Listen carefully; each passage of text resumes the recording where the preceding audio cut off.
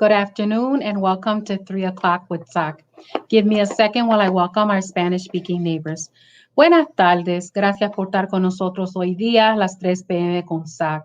Si quieren acceso al programa en español, por favor marquen el número 425-436-6200 que aparece en la pantalla. Cuando le contestan su llamada, compartan el contraseña 627-682. Thank you for being with us this Thursday, June 11th. Happy that you're back with us. So many things continue to happen, and we want to make sure that you're informed of the latest. Please be reminded that we have been with you. We haven't missed a day since the pandemic started. And you can reach us in all the ways you always have, with the exception of in person. And we definitely are looking forward to when we can do that, but when we can do it safely. Our phone number continues to be 672-8090. And our email is at soc@socmilwaukee.org. And our website is www.socmilwaukee.org. And also, we continue to update our full page dedicated to information and resources and ways you can take action in response to the coronavirus. So please do take advantage of that.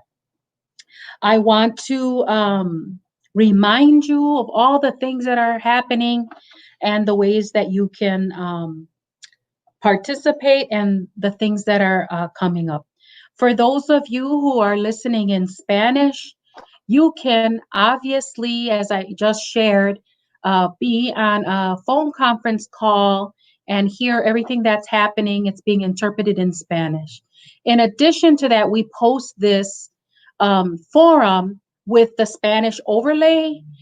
So it's available in English and in Spanish on our website, but also at our YouTube page. So if you want to just listen to it, watch it with the Spanish overlay, please take advantage. Or if you want to share it with folks, that's a great way of getting it into in the hands and being useful for other folks. Today, we're not going to be promoting our graduation sharing for a gift card because now the deadline has passed. But we do want to remind you that tomorrow that graduate PowerPoint will be showing all of you who submitted photos of your graduates and that you did the census. So stay tuned. We're going to help celebrate tomorrow, and then we'll play that during the weekend too, so we can help lift up all the contributions they made to their education and help celebrate that. We want to share also our continued solidarity with those protesters who continue to lift up that we as a nation are done with not resolving the issue of racism and also the issue of police brutality. And so we're in solidarity with them. Our efforts are dedicated here, and it's a huge undertaking to do this forum and continue with the rest of the work. And the younger folks are doing an incredible job of staying on the front lines, and those of us who can will join them as time allows. And then we want to make sure that we continue to share with our neighbors that our thoughts and prayers are with you as people are dealing with the ramifications of the quarantine and COVID. Those of you who have families who have been tested positive, and those of you who unfortunately lost a loved one, our thoughts and prayers are with you. And then the rest of the community who has had so much loss in so many different ways, our small business, our students who couldn't continue to do school the same way, being away from family and friends. We haven't forgotten that. Let me tell you who's going to be on the forum so you can look forward to digging in with us. Tomorrow, State Representative Marisabel Cabrera will be back with us, and she'll be weighing in on a couple of things. One of the roles she formerly had was she was the chair of the Fire and Police Commission. And so she's going to be giving us a sort of backstage insider perspective on those on the Fire and Police Commission. What's its function? What does it do not do? Weigh in on some of the things that are happening. In addition to that, she can share her perspective as a state legislator on how the state has been responding to issues like the unrest, and now that they have pulled back the National Guard from all across the state and from Milwaukee since I believe Monday. She can give us some perspective on that. Then next Tuesday, we have a double featured special guest. We have Reggie Jackson, activist and historian from the Black Holocaust Museum, will be with us, and Dr. Rob Smith, Marquette University professor, who is also the director of the Center of Urban Research, Teaching, and Outreach, and they'll be sharing about the current events that we're facing in terms of racism and law enforcement, and also a little bit on the disproportionate impact that COVID-19 is having in people, in the populations of people of color. And then next week, we're going to have, we hope to book on, we have some yeses. We just need to make the schedule work. Griselda Aldrete, the Executive Director of the Fire and Police Commission, and Ches Ordonez, the City of Milwaukee Equal Rights Commission. They'll be with us as well. The other thing is Dr. Rob is the chair of the county Human Rights Commission. And so we have, you know, great subject matter experts and leaders here. And so before we get with the rest of the rest of the program, I want to let you know a disclaimer. Because of the type of organization we are, we can't weigh in on every issue. We can't do certain type of work. And we don't always agree as an institution, or we haven't tackled as an institution certain policies or claims. And so the views and opinions shared today may not necessarily reflect those of SOC. Before we get started, I want to see who's with us real quick. And then I want to let you know we've been on so long that I ran out of my red lipstick. So I had to use my pink one. You can let me know which one you prefer. I'm me, so I may agree with you or not. But to add some levity for today, I've changed it up in case you didn't notice. Hola, Diana. Hola, Elsa. Hola, Whitney. Good to see you. Great. All right, we're going to get started. We got a great guest for you. I've been looking forward to having this brother in the struggle here with us. We're going to be discussing the City of Milwaukee Office of Violence Prevention's perspective on the unrest due to racism and police brutality. The CCC, the Community Collaborative Committee, which we've been talking about now for a couple of weeks. We have a partnership with the Office of Violence Prevention in our youth program, and we want to know about the Office of Violence Prevention's programs in general. And we have the honor of having the director of OVP with us, Reggie Moore. Brother, good to see you here. Good to be seen. Good to see you as well. I know you have been super busy with work in general, but you and your team have been on the front lines of protests. And so if you could share with us a little bit, let's start first things first. Talk about your role and the role of the Office of Violence Prevention. And then we have about 20-25 minutes to discuss how OVP's perspective about what's going on in contemporary days and these days. Right. So the Office of Violence Prevention is housed in the Health Department. And I started in 2016, but the office has actually been around since 2008. When I started, there were 2 staff. Now we're at 7. And really have expanded the scope of our work to include domestic violence, sexual assault prevention, mental health through our Recast initiative, youth development and engagement, as well as neighborhood safety. And so when you look at like 4-1 for Life, which really works on a neighborhood level, but also supports individuals and families impacted directly by gun violence, through our Recast funding, where we fund a lot of youth serving agencies and community organizing groups around mental health and community resilience, as well as youth development. And so even through the between community organizations and the city and the health department, as well as supportive as we continue to support young people and families in our community. That's a lot of work for 7 people. Yeah. Indeed. Especially as they interrelate. And we know, for example, that DV spiked during the initial time of quarantine, and we don't know what's happening with that. We covered that one day as well. Lots to do. Tell us, Reggie, what's the OVP's perspective on the protests related to these long-standing problems in the nation of racism and locally, and police brutality? Right. So when we developed, and when I say we, I mean the community developed the Blueprint for Peace, it was very clear from even the first community meeting that we had, which was down at Discovery World, and we had about 150 residents and stakeholders who were there. And from the very beginning, the community was clear that this blueprint cannot just deal with community violence. It has to also deal with systemic and structural violence and racism in this city. And so that is something that is very clear and unapologetic in the blueprint around the fact that violence isn't just an interpersonal issue or bad people doing bad things to each other.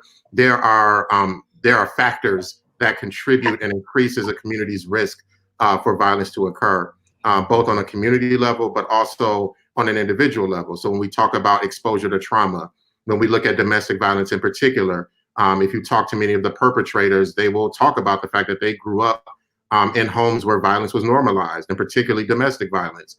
And so violence is a learned behavior, but also that there are factors that can increase an individual and a community's risk of violence. Major poverty, low education attainment, all of those things are intersectional when we talk about how do we create safer and stronger communities. So one of the things that we talk about in the Office of Violence Prevention is the fact that it's not enough to just stop violence. You know, the absence of violence is not the presence of justice, right? So we have to look at the fact that what is it that our community needs to actually thrive?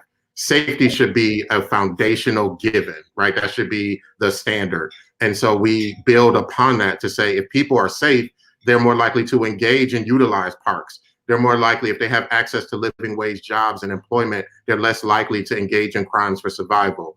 And so all of these things are called out in the blueprint. And there are 4 specific strategies related to community-oriented policing, de-escalation training, implicit bias training, as well as mental health related to reducing law enforcement violence. And so those are span across goal number 1, as well as goal number 4 in the blueprint. And so when you look at some of the demands and course and other efforts, they are highlighting and uplifting, in addition to the recommendations from the CCC, as well as from Liberate MKE, they're also uplifting the strategies in the blueprint that were called on by the community to reduce systemic and structural violence. And so when we look at the protests, to answer your question, we look at it through that lens to say, you know, the community has been aware and impacted by this, have come up and been involved in processes, whether it's the blueprint or the CCC report, to come up with recommendations on reducing all forms of violence in our community. Now it comes down to the will of elected and appointed officials to be responsive to that and to utilize the structures that exist to do that. And so participating in the protest, I'm participating first and foremost as a Black man in this city, as a father, as a husband, as somebody who cares about what happens and have been personally impacted by police-involved violence. You know, that's part of why I'm marching, but also in my hat as a director of the Office of Violence Prevention, it's also about ensuring that these protests are carried out in a safe way in terms of that they're not harmed or the reaction or response from the system is not overly aggressive or anything like that. And so we've been able, again, to be a bridge to ensure that, for example, when the protests go by hospitals, they've shut down emergency rooms. So we've been able to coordinate and communicate to ensure with protest leaders that they're not inadvertently causing harm, because nobody wants to delay somebody who's having a heart attack or a stroke from getting the services that they need, while at the same time ensuring that as people are peacefully exercising their right to protest, that they're not repressed or attacked as they are doing that. So that's sort of been our role and perspective as far as the protests are concerned. And the organizer in me, I'm here for the justice. So I look at protests as a tactic, at the end of the day, things have to change. Absolutely. I want to make some connections for our Southside residents on what relationship Southsiders have had an investment in the Office of Violence Prevention and Blueprint. So I want folks to know that SOC sat on the steering committee when this effort was launched. SOC was present at that 150-person event at Discovery World. SOC held a safety summit in which over 110 people attended and provided input not only to the Department of Justice findings of their review of the police department here and the FPC, but they also again contributed their thoughts on implementing the Blueprint for Peace there.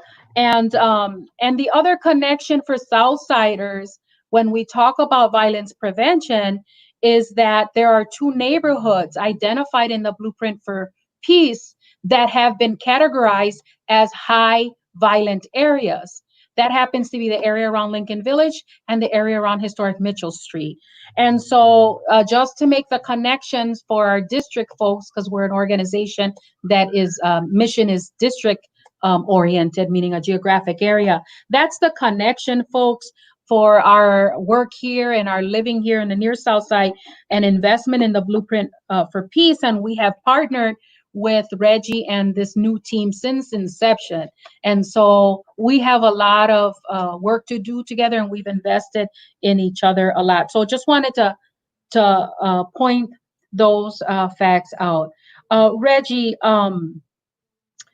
the structural and systemic violence, some people don't understand what that means. I'll give my little snippet, and then if you could just talk about it is, there are different forms of violence, and violence has to do with threat to physical person, right? So sometimes those threats are threats from other physical humans, but when you disproportionately don't have healthcare, that's a threat to your physical person. When you disproportionately don't have food and basic elements, it's a threat to your physical or mental, all of these. You just talk a little bit about that, because there's some folks who just haven't been exposed to that thought process. Right. And so when we think about violence and what you just laid out, so oftentimes we think about violence as one person harming another person, but it actually is deeper than that. It can be policy, but there's a lot of violent policy which involves war, deprivation, again, over policing, mass incarceration. And so when we think about, and it can also be psychological. And so all of those things work hand in hand. And it's important to understand the totality of violence and the way that it shows up, because it can be a form of abuse and also be a form of neglect. And so and when we talk about the risk factors, so at that first meeting at Discovery World, I think that was one of the first tasks that we went through. Is sort of prioritizing the risk and resilience factors for violence. And just to give examples, and these are kind of macro structural things that people felt like these are the things that are significant drivers of violence in the city. So examples of that include limited employment and economic opportunity, lack of access to resources, and segregation, disconnectedness among residents and institutions, limited community government trust, lack of housing, neighborhood disinvestment, harmful norms creating a culture of fear and hopelessness, adverse childhood experiences and other trauma, harmful norms around masculinity and femininity, high alcohol outlet density and availability of illegal guns. And so those are the things that, again, contribute to and have been driven a lot by policy that have created conditions for violence.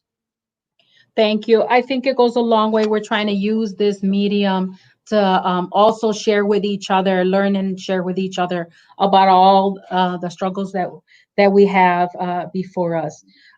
Talk to us, Reggie, about how you see the city moving forward in terms of law enforcement reform and minimizing, eliminating police brutality. What does OVP see the next couple of steps in being? Right. I think what's important is that the city is responsive to the community. And I think that this is an opportunity to really, number one, look at the recommendations that have already been put forth, as well as take direction from the community on how the city should be responding in this moment. And when I say the city, that includes the mayor, the common council,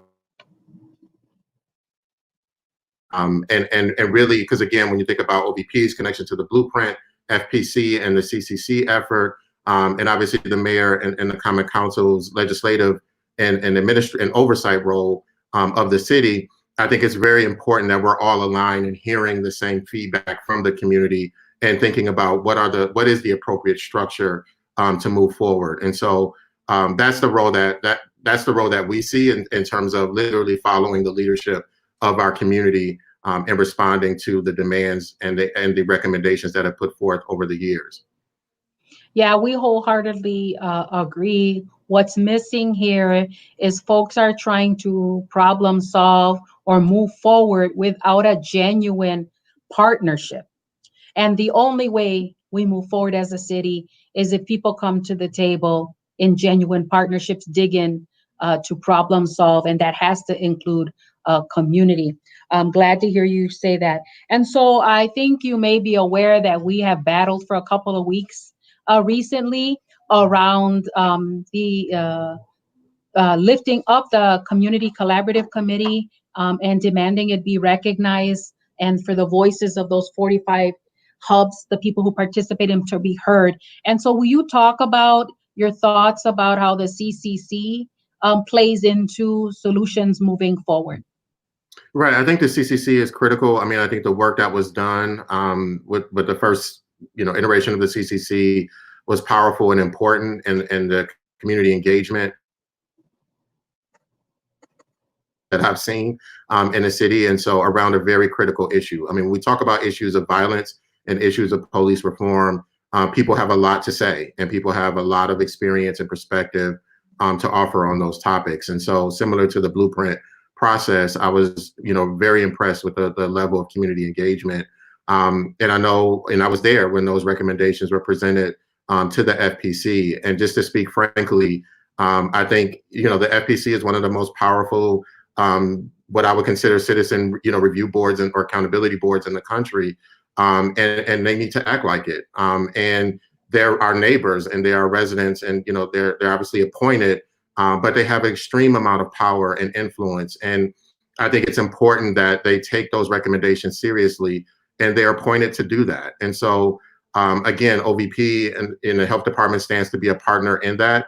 We're not expecting them to do that alone, but they are definitely poised and positioned and structured even by state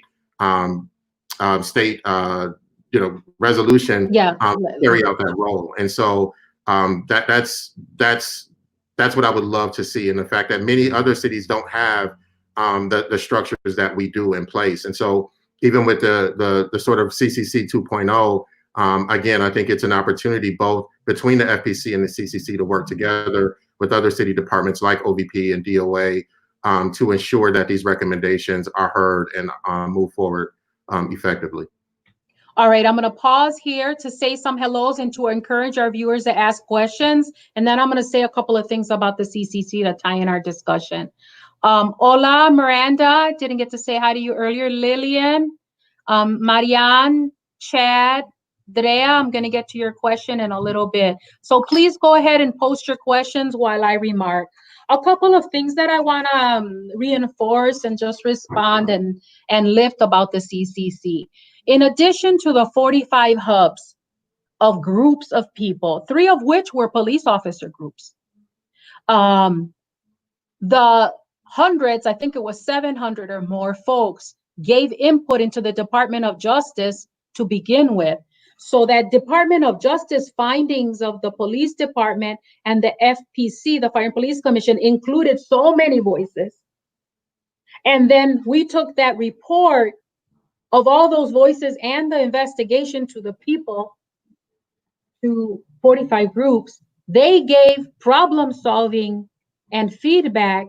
And then we ended up giving the recommendations based on the Department of Justice, the 45 hubs, the response that the Fire and Police Commission MPD gave to the report, and to the ACLU lawsuit. Like, we combined that to make our recommendations. And then the other thing so that's one point that like I want the public to hear. The other point that I want the public to hear and want them to give support to the CCC is this. One is the CCC started prior to being appointed by the Common Council. The African American Roundtable started that initiative. We agreed and reached out to us. We agreed to become a committee appointed by the Common Council. So I want people to know that and appreciate that. And we feel that we were obstructed from inception, meaning why, meaning all along the way, our work was made, stretched out, last longer, and we had to fight all the way around. But the other thing that I want to correct the narrative that's being spun now is, yes, the group was initiated to be there was no end date, it was a start date. So now, after a year of some experience, we negotiated with former president of the Common Council, Hamilton, to re-up the committee and strengthen it. But in no way was our intention to relinquish what we were doing or to relinquish the people. And so what I notice now from the city's perspective, Common Council and the mayor, is sort of a twist on the narrative, like, thank you for the work you've done, now we're going to carry it over, or we created something new or another version. But it was never our intention that there was like a stark cut. We just said, hey, we're going into a renewal phase, and let's strengthen what we're doing. And then, there was a negotiation about who gets appointees and all of that. But I just want to help straighten out that narrative, because in no way was that our intention. It may be the intention of other folks, but ours was never like, oh, slice. FYI, folks, so where the tension points are. Reggie, let's see, there was a question here I want to go back to. Drea says, hey, Reggie, have you heard of an internal MPD order to not approach protesters under any circumstances? We had a drunk driver hit a protester 3 blocks from a large group on Sunday, and MPD wouldn't respond to the 911 call, allegedly, I'm going to add, until an hour later after we moved the marchers. And 2 elected officials had to plead with them to help, and medical never came that entire night. Do you have any thing you can share about that, Reggie? No. Yeah, I haven't heard of any orders, and it likely wouldn't be shared with us. So yeah, I can't speak to that. But I was aware of the incident when it happened. I'm not sure if it occurred in Milwaukee or Shorewood. But yeah, it definitely, that's our greatest fear. And we saw that also on Center Street. I believe it was probably about a week ago, where a guy drove through the crowd in a car. And so that's the danger that we've seen, in terms of the protests. It hasn't happened a lot, but I'm glad that the guy who was hit on the bike was okay, and that the crowd was able to detain the drunk driver. But I don't have any information on any orders. All right, thank you. We have Charlie says hello from Australia. Oh, wow. Whitney, what are some of the recommendations? Whitney, we posted here in our remarks a link to the Blueprint for Peace, so you can access to that document and the recommendations there. And we posted a link to the CCC recommendations that we presented to the Fire and Police Commission. I can share, if you're talking about that, the number 1 recommendation, Reggie, if you recall, that the CCC made was for community-oriented policing to be a formalized policy of the FPC, and not just an informal practice of MPD, with the caveat that there's a definition of community-oriented policing from the police perspective, but that definition as we use it locally has to be reviewed and relooked and redefined in partnership with community. What does community-oriented policing look like? And that has to be a joint venture of parties involved and a joint negotiation of what's important to both parties. And so that's what we meant. For instance, one clarification has been made as we further discuss these things, which is police public relations is different than police law enforcement community reform. So the idea of reform, working together to strengthen community and police, or to reform those things that are negative about law enforcement, is different than sending a police officer to play basketball. Not that that's not important, or to go lunch, or to make a visit around the community. Is different than digging in together in a genuine partnership. So do you want to talk a little bit about community-oriented policing as the number one thing we brought up, and how that might intersect with the blueprint? Excellent question. So in the blueprint under Goal 5, which is strengthen neighborhoods, under strategy 3, which is improve government community relationships, strategy basically 3C, sustain and expand existing community-oriented and problem-solving policing efforts with the goal of building and strengthening relationships, trust, and legitimacy throughout the community. And legitimacy I want to speak specifically to in terms of law enforcement, because when these things happen in Milwaukee and around the country, they damage the legitimacy of policing as a profession and an institution. And so I think what that looks like, to your point, is not kind of one-off PR activities, but really being rooted in the community. And obviously the residency requirement, which I know, the mayor fought hard to try to protect in terms of having law enforcement live in the city that they're policing. But unfortunately, with that being lifted, you have more and more officers who are moving out of the city. And so that really makes community-oriented policing difficult, but not impossible. And so it obviously is preferred that folks live in the community that they're policing so that they can build relationships with residents, have a connection and an investment in what's happening in that community. And so again, even the way that patrols are conducted, where people are walking and talking and building relationships with community organizations, youth serving agencies, so that the conversation or the connection isn't simply when a crime happens, but that there's, and it's not just one sort of position in a district in terms of a community liaison officer. All of the officers should be considered community liaisons. And so the more that can be embedded in the way that policing is conducted and practiced, I think the better off our community will be. Agreed. The other kind of like false narrative that I think is happening around the protests, we've heard this out of law enforcement, is that the protests and the unrest is about only, or perceived only, as a George Floyd issue. But in fact, Milwaukee has a very long history of problems with police abuse of power and brutality. And so we mentioned a couple, and then I want you to speak on it. And so most recently, there are all kinds of questions. We have a whole page full that we've been collecting from the community, questions around the killing of Joel Acevedo. And then to remind folks, Dontre Hamilton, Seville Smith, the stop and frisk law settlement, the illegal cavity searches. So the idea that what's happening today is only about law enforcement from one incident on the national level. Speak to that, about how that's not correct. Correct. And unfortunately, Milwaukee has had a long history back to Ernie Lacy and before of these types of incidents. And so again, this isn't, this is cumulative pain, both locally and nationally, where officers have abused their power. And it's not an issue of being anti-police.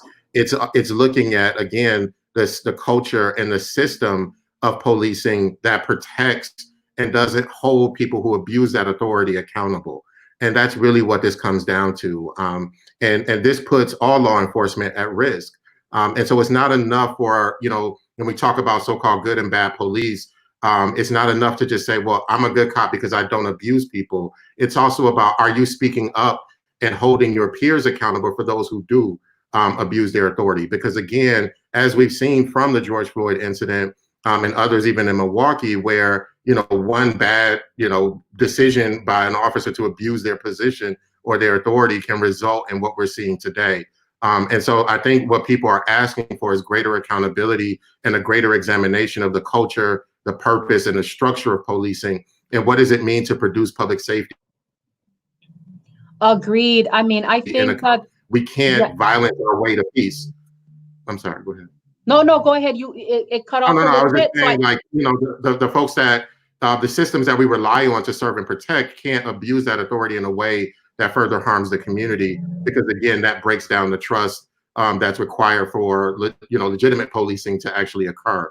And so again, I think it's important that we stay focused and not allow sort of these narratives that distract us or try to diminish the focus of what we need to do in Milwaukee is critically important.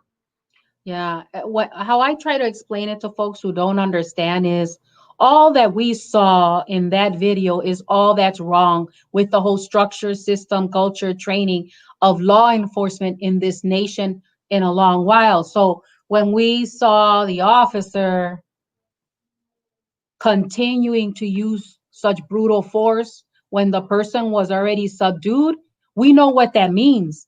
Mm-hmm. You know, that was wrong, and the other officers who allowed it, that was wrong. When he was looking into the camera so snugly, it reminded us, ain't nothing gonna happen to me.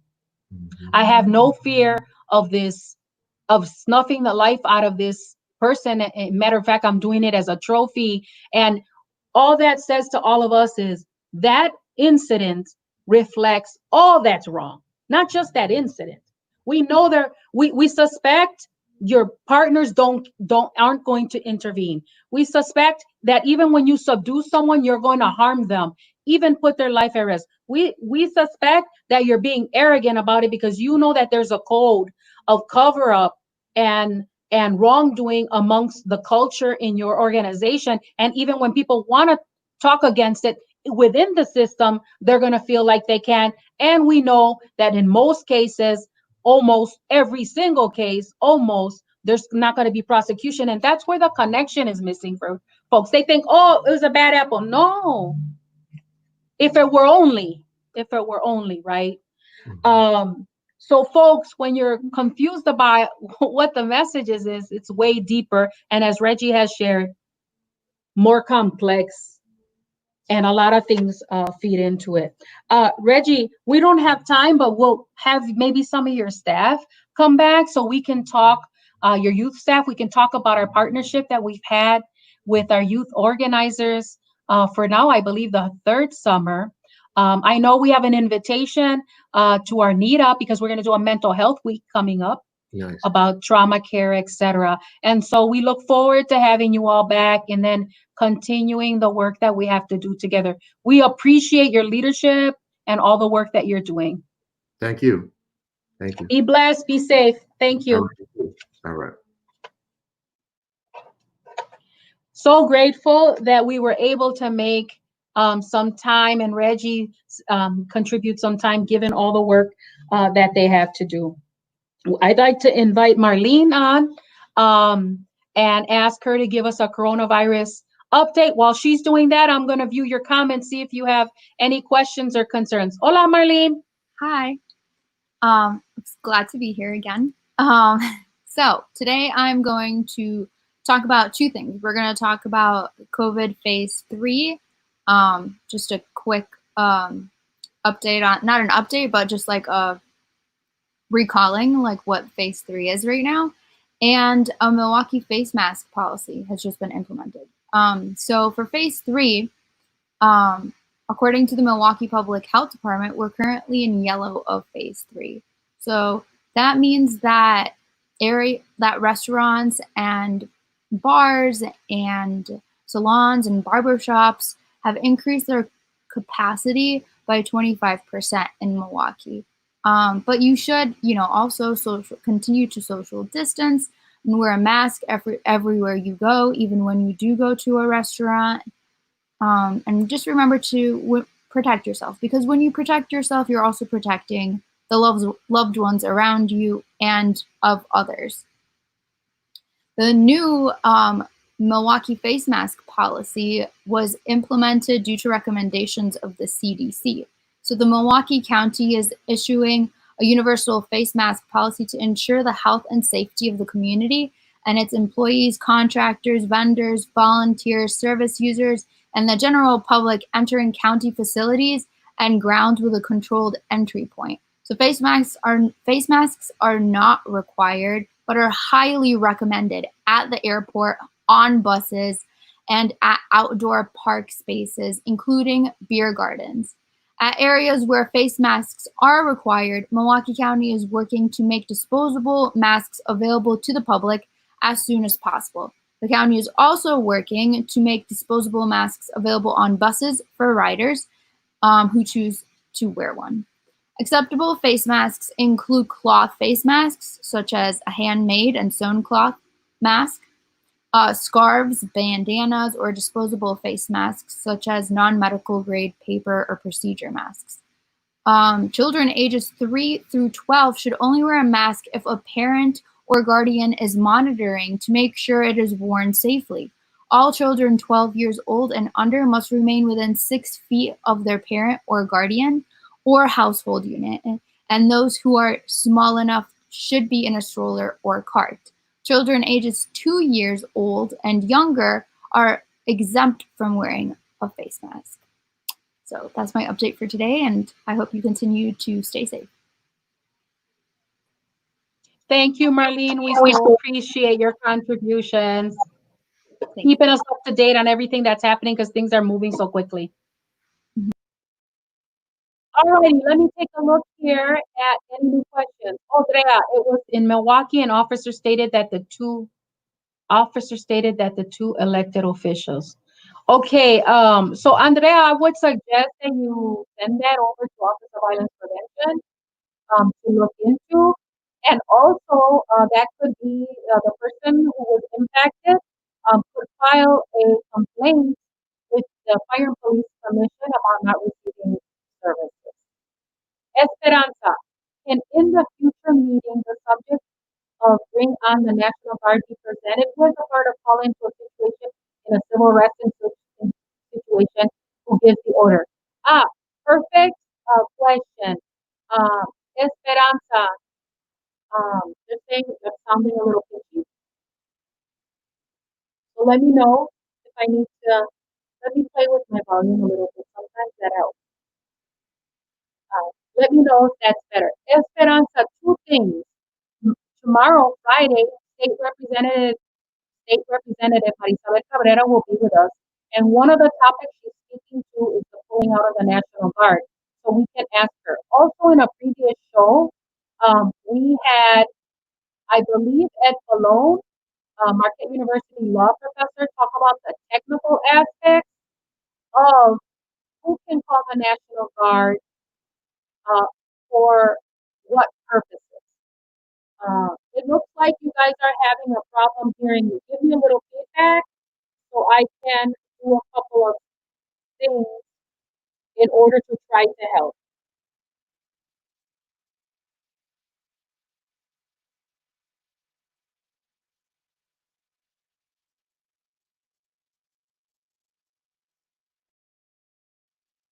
Can you hear me a little better or no? So Esperanza, I'm going to reiterate what I said. Tomorrow, State Representative Marisabel Cabrera will be with us. She's going to be speaking on the National Guard being pulled out. I believe it was Ed Falone who was with us, who spoke on who has the sort of the legal rights about the National Guard and the legal procedures in a former show. So I'm going to ask either Marisol, our communications manager, perhaps she can identify which video that was, and then you can see that on YouTube, okay? So we'll make sure that we get to that for sure. It was a little complicated and technical. I understand you're still having problems hearing me. I apologize. I'm doing all I can here. Not sure what's happening. If my production team wants to give me any feedback, we'll be good with that. I was having a little problem hearing Reggie was cutting off too. I don't know if that was because of the weather or whatever. Okay, moving along. Oh, and I didn't say hello. Hola, Esperanza. That's what I first should have said. Hola, good to see you here. Appreciate you, your wisdom, uh, and all that you have done and continue to do in our community. Um, all right, we're gonna share a census video with you, and then we're gonna move to our next segment because we cannot forget about how critical the census is, because it impacts us for the next 10 years on who represents us in government and the funds that we get redistributed. You know, we pay federal taxes, and then those federal taxes are redistributed across the nation for infrastructure things. And so we don't want to miss out on our portion. And all of that is based on our population. And so let's share that video, and then I'll be back with our next segment. Meet Leo. Leo and his family have been living in the same community most of their lives, but lately he's noticed a change. Schools are getting a little more crowded, the drive a little longer, and there are fewer child care centers available. Not to mention federal assistance programs have become more limited. Leo realized that the lack of a strong voice representing his community has resulted in many of these problems being overlooked, which is why he's decided to participate in the U.S. Census. Participating in the census will help ensure that his community receives its fair share of funding for public services and fair political representation. Like Leo, you too can make a change by getting counted. Stay informed about the upcoming 2020 census by contacting Naleo Educational Fund. Text census to 97779 or call 1-877-352-3676. Always grateful to hear those census videos. I want to test sound now. I got off my headphones and my mic, and I'm on the laptop. Tell me if that's better or not. I'll continue on, and you can give me your feedback. Just trying to read some much better. Okay. It might be my headphones. I'm gave up the spirit. They're so tired, just like my lipstick did. Um, for all the forums that we're doing. So you can give me, okay, the audience is saying it's much better now, and the production saying it's harder for them now. So let's stay with the audience. All right, listen, there are things that continue to happen locally that we want you to make sure you hear about. Andrea's reminding us, even though we don't have a daily gift card promotion today, please do fill out our survey. We need that. We need your feedback, but also we need to be able to demonstrate to our funders that we're getting your feedback. So it doesn't take even 5 minutes. The link is there. You can fill it out really quick. Please do this. All right, the next thing we want to do is we want to let you know what's happening in the city logistically with public resources. And our lead on that is Clarissa Morales. So I'm going to invite on Clary to give us an update from the Department of Public Works. Okay. Hola, Clary. How are you? We need your mic. Good afternoon. Good afternoon, Clary. Even though I muted myself. Even though we're dealing with some very heavy things, the quarantine, the unrest due to the continued racism and police brutality. I mean, those are deep things. There are also logistical things that residents need to know, people who live in the neighborhood. Will you share the latest news from the Public Works on parking with us, please? Sure. Yesterday, June 10th, the Department of Public Works is working on reinstating some of the parking enforcement guidelines. And these will be in effect as of June the 15th. What they're going to be doing, they're going to be starting it off, and it's going to be for metered parking and parking on areas that have parking restrictions of time limits. This does not include any overnight parking as of yet. So if you're just parking where you can park at night, you don't have to worry. As of right now, they are not ticketing cars for overnight parking violations. But if you go to a restaurant or, enjoy some dining or some shopping, please make sure to plug the meters as of June the 15th. They will be starting to enforce, and there will be tickets for that. I also will share on the SOC page these letters, both in English and Spanish, later this afternoon. They should be up, and if you have any questions or concerns regarding it, it's just a small step in reopening the city and trying to generate some funds, because we know parking meters, and especially in our downtown areas, can be pretty much a lot of money made there. So it's all about regrouping and trying to get back into the swing of things of life, how it's going to be for us for the time being. And we're just trying to spread the word. So I'm so glad that you're letting us know that, just like the buses were free to try to help folks out during a period of time, and when they were so limited, and then they started collecting the fee again, we wanted you all to know that.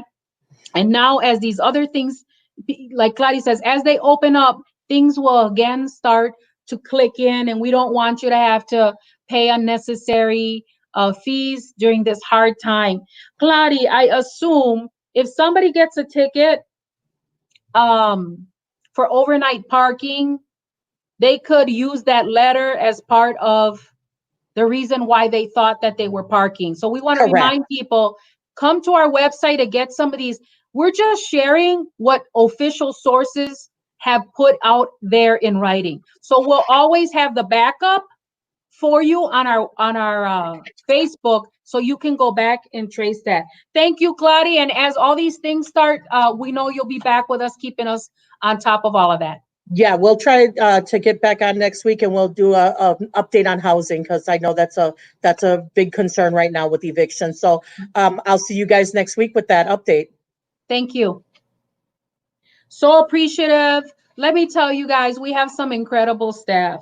Hola, Stacy. Thank you, Elsa. So again, we don't have a gift card promo, but we want you to fill out our survey. Our graduation PowerPoint celebration will start tomorrow. You don't want to miss that. And then I want to remind you again, State Representative Marisabel Cabreras, she's going to be with us tomorrow. She'll be weighing in because she used to be the chair of the Fire and Police Commission. She's going to help us understand what that is. And she'll respond to some of the current things taking place in and around that. She'll be responding to some of the state action around quarantine and unrest. And then Tuesday, we have Reggie Jackson from the Black Holocaust Museum. He's going to be here. Dr. Rob Smith, who happens to be the chair of the County Human Rights Commission, a professor at Marquette University, but also he's the director of their Urban Center for Research, Teaching, and Outreach. And then we have some confirmed yeses and still have to schedule in a couple of folks I think you want to hear from directly. Griselda Aldrete, first time she'll be on our forum. She's the executive director of the Fire and Police Commission. We met with her last week about some issues, including the CCC. And then Ches Ordonez, the City of Milwaukee Equal Rights Commission commissioner, he will be on. He's the chair of that group. And then there was a question that we got on our Facebook that I want to answer. Folks wanted to know why we were asking for people to give feedback into police chief's review, his 6-month review. Quite simply, the answer is the Fire and Police Commission asked the community to give feedback on Chief Morales's review. And so it's important to us to let you all know when you have opportunities to participate in civic engagement, i.e., when there are elections, i.e., when you're watching elected officials or appointed or hired administrators for us, and the chief falls within that. And so whether you're very pro Chief Morales or very anti Chief Morales or fall anywhere in there, it's important for us to share an opportunity that you have to give your opinions about that. And then the FPC said they'll be using that information because part of the 6-month review, were to see how he was doing with community engagement, they're going to be using that to review him. That's why we're sharing it. And that's why it's important to share it. Anytime you have the opportunity to have your voice heard and have a vote. Okay, can people still fill out the survey? Our survey ended today at 12 noon.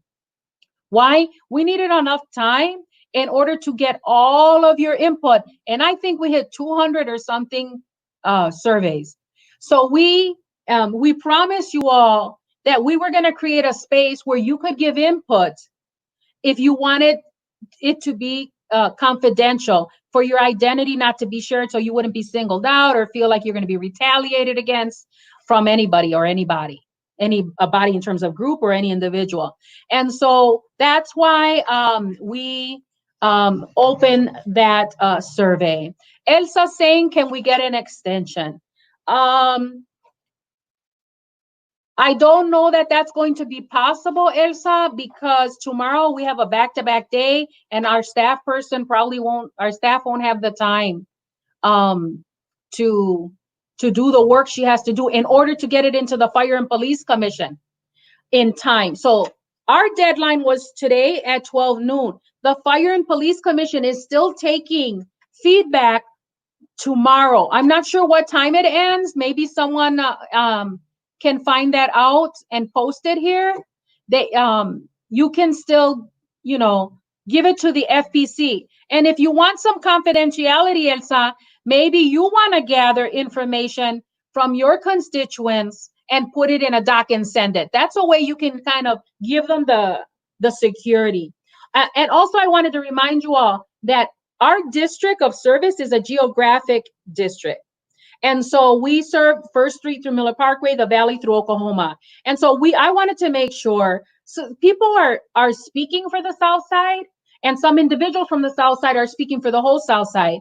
And for us, it's important to ensure voice. So I said the best way we can know what the South Side thinks of the chief is to ask them. And you all have heard me say this before. If you ask an organizer an opinion about something in the community, what you should be hearing back is, let me go ask the community. And that's what we do. And so whatever you say, pro, against, in between, that's what we're taking forward, because that's your voice. Regardless of how any of us feel individually, how SOC's experience is as an organization, we want to lift up your voice, whether it agrees with any of us or not.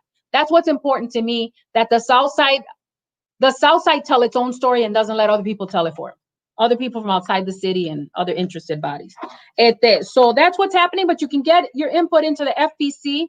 Those of you who wanted to submit a survey and don't live in our district, in the survey we told you, and when we announced it, go directly to fpc@milwaukee.gov. If we can have our staff put that on there, that's where they were supposed to give their feedback. And you can go to the FPC website to get more information. So those who wanted to give input outside of our district, you always had the opportunity to do that, and we wrote that in all those spaces. You had to give it directly to them. So please know that. So make sure you fill out our survey. Yes, give your input to the FPC. Stay with us tomorrow to see all those graduates pictures. That's going to be a beautiful thing, because they really got shortchanged because of the circumstances. And then we remind you to come back and be with us tomorrow at 3 o'clock with SOC. Please, Stacy, thank you for giving us the opportunity, info about making our voices heard. You're certainly welcome. That's part of why we exist. Thank you. Be safe. I'm going to leave you with our thank you videos to our funding partners.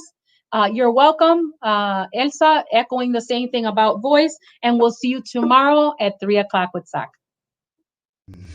Thank you to our sponsor, Wisconsin Voice, Community Development Block Grant, Neo Philanthropy State Infrastructure Fund, Movement Board Project, Catholic Campaign for Human Development, Silver Foundation, City of Milwaukee Office of Violence Prevention, Thai Foundation, City of Milwaukee Promised Son, all the faithful individuals who support SOC through the personal donation. Thank you, thank you, thank you.